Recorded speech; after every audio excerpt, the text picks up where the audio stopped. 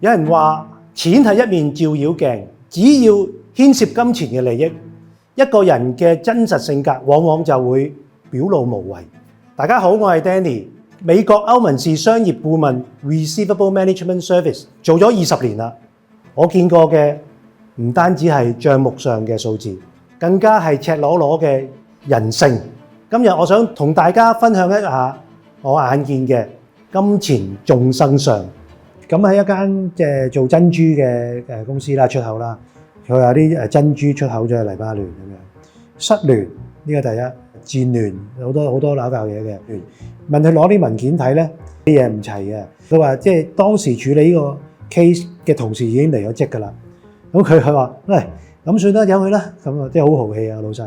跟住隔咗1年之後，即係呢間公司又再揾我喎。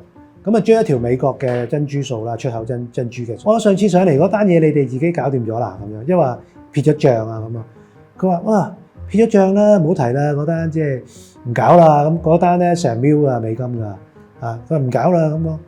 我話：咁你橫掂都做開呢單咯，俾埋個單我啦。即係我哋嗰邊有 agent 㗎嘛，揾到欠債公司。首先第一件事咧，欠債公司其實轉咗名啊。第二，欠債公司咧亦都有個 record 喺度，不過啲 record 就唔齊。抄啲 email 啊，抄啲文件咧，有啲即係甩漏抄唔到。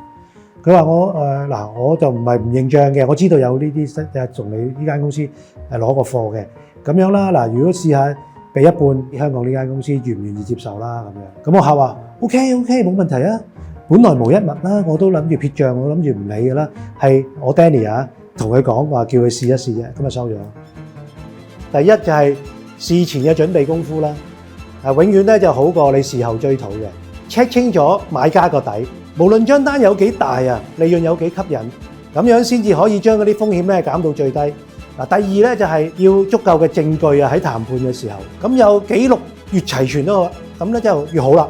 收到嘅機會，咁啊當然越高啦。只要係揾啱專業嘅團隊，即係我哋啦，利用國際嘅網絡，就算債仔去到天涯海角啊，我哋都有方法刮佢出嚟，令佢現身嘅。